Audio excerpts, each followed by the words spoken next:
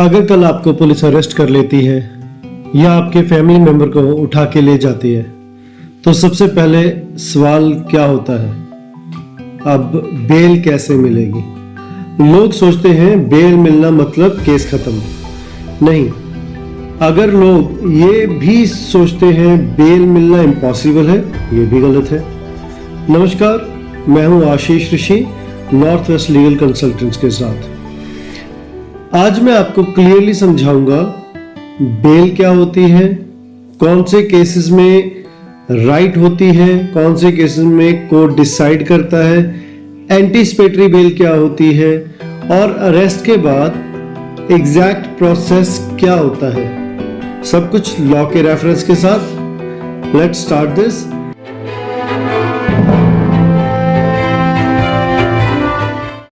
Now first thing is bail होती क्या है। What is bail? बेल का सिंपल मतलब है temporary release from custody subject to conditions.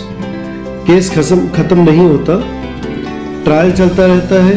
Bell का पर्पस पनिशमेंट नहीं है, ट्रायल तक फ्रीडम मेंटेन करना है। अब कानून क्या कहता है? जो भारतीय नागरिक सुरक्षा संहिता, ये पुराने code of criminal procedure CRPC को रिप्लेस करता है। BNSS is replacement of CRPC. Now, bailable or non-bailable offense.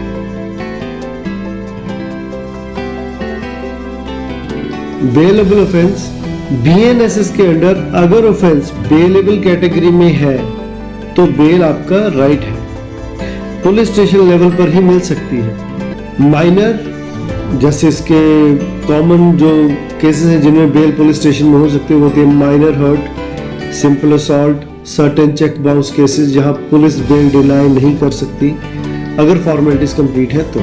Non bailable offence, यहां बेल ऑटोमेटिक राइट नहीं है, कोर्ट डिसाइड करेगा। फैक्टर्स कंसिडर होते हैं, ऑफेंस की सीरियसनेस, एक्यूज्ड का पास्ट रिकॉर्ड, एविडेंस टैंपरिंग का रिस्क, विटनेस इन्फ्लुएंस पॉसिबिलिटी। ये जुडिशियल डिस्क्रिशन होता है, इसको कोर्ट डिसाइड करती है। नाउ अरेस्ट के बाद टाइमलाइन।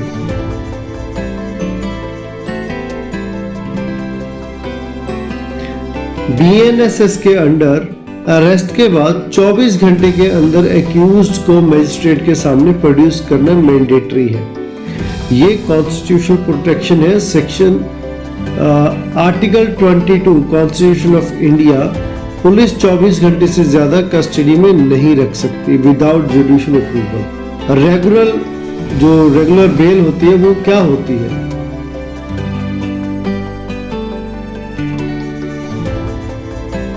अरेस्ट हो चुकी है, कस्टडी में हो तो जो बेल एप्लीकेशन फाइल होती है उसे कहते हैं रेगुलर बेल। ये मैजिस्ट्रेट या सेशंस कोर्ट में फाइल की जाती है depending upon the offence gravity, कितना सीरियस ऑफेंस है। एंटीसिपेटरी बेल एक चीज होती है। एंटीसिपेटरी बेल क्या होती है?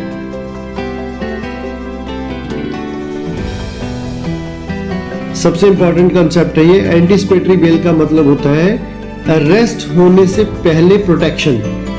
अगर आपको जेन्युइन एप्रीहेंशन है कि कोई आपका फॉल्स केस में अरेस्ट किया जा सकता है तो आप सेशंस कोर्ट या हाई कोर्ट अप्रोच कर सकते हैं। BNSS में एंटीसिपेटरी बेल का प्रोविजन रिटेन है। अर्लियर सेक्शन था 438 CRPC। कोर्ट कंडीशंस लगा सकता है इसमें, इन्वेस्टिगेशन ज्वाइन करना, पासपोर्ट डिपॉजिट, विटनेस कांटेक्ट ना करना। एंटीसिपेटरी बेल मिलने का मतलब पुलिस अरेस्ट नहीं कर सकती जब तक कंडीशंस वायलेट ना हो।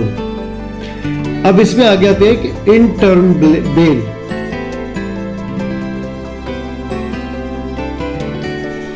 इन टर्म बेल होती है कभी अर्जेंट सिचुएशन में कोर्ट टेम्परेरी रिलीफ देता है, इसे कहते हैं इन टर्म बेल।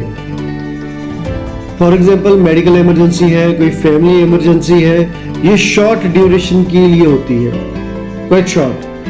अब एक आती है फिर इसके बाद डिफॉल्ट बेल।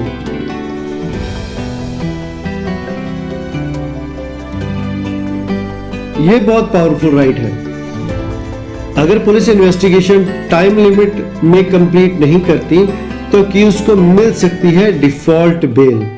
सीरियस ऑफेंसेस में 90 डेज लिमिट है, अदर ऑफेंसेस में 60 डेज लिमिट है।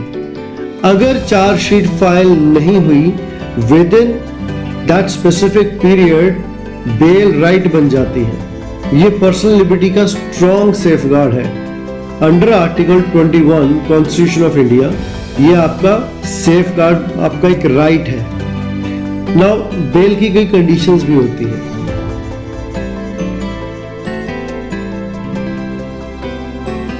कोर्ट जनरली इंपोज करता है personal bond, surety, travel restrictions, regular court appearance. Condition violate की फिर बेल कैंसिल हो सकती है। अब याद रखिए, बेल मर्सी नहीं है, बेल कॉन्स्टिट्यूशनल प्रिंसिपल है। Bail is a rule, jail is exception.